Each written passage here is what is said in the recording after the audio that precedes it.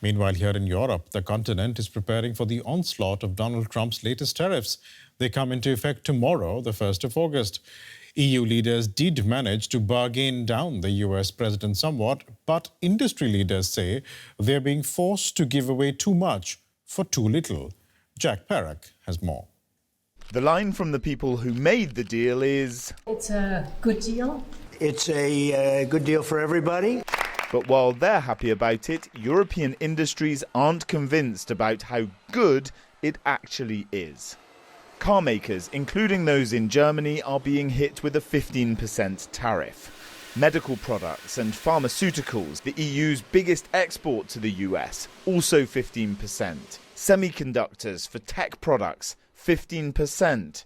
In fact, nearly everything the EU exports to the US is to be slapped with a 15% tariff.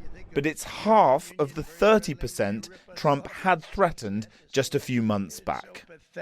It still means US importers will pay an additional 15% on top of the cost of the European products to the American government, making EU companies less competitive there. Clearly, having a deal is better to not having any deal at all. But the deal we got is not good. It's 15% across the board of tariffs.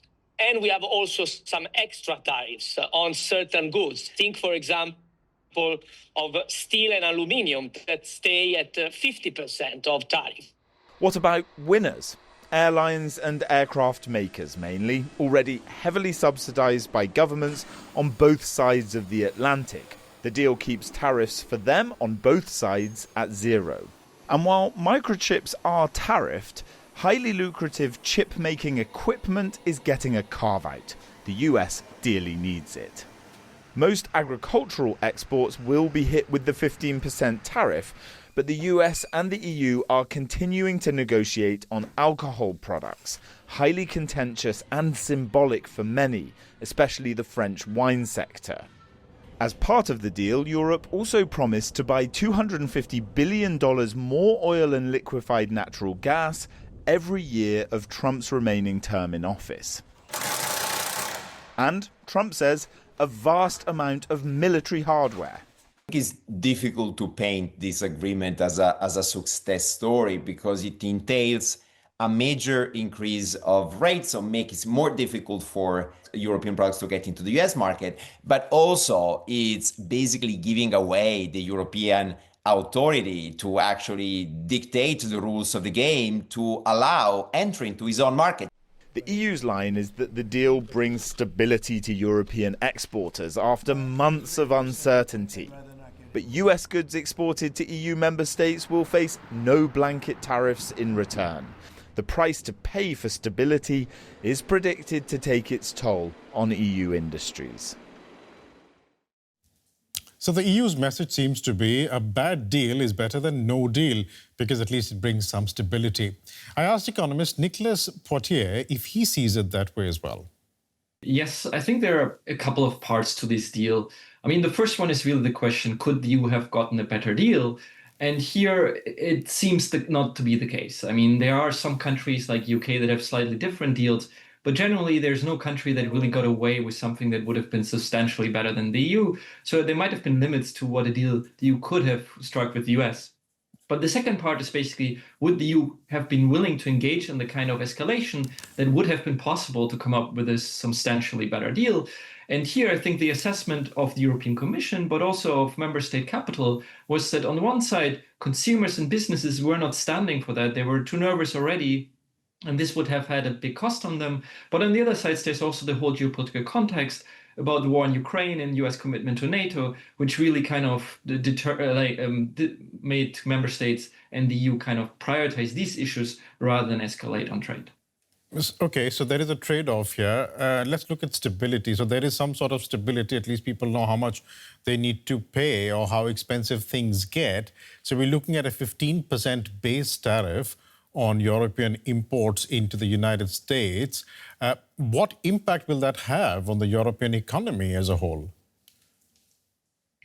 So this 15% tariff that is now basically the new baseline, but also a new ceiling for most products, with the exception of steel, it is something that is on a macroeconomic level very manageable.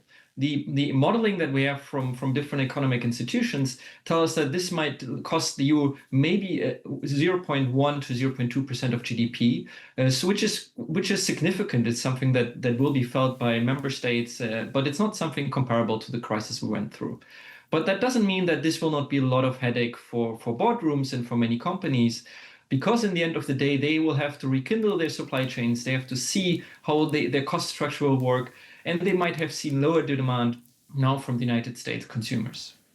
Can the EU be assured and convinced that the terms of this deal or this framework will not change moving forward if Donald Trump sees that, okay, something is not working out in favor of the United States? Is there an assurance or a guarantee that he will not change the terms moving forward? I personally do not expect this deal to have a very long shelf life for several reasons.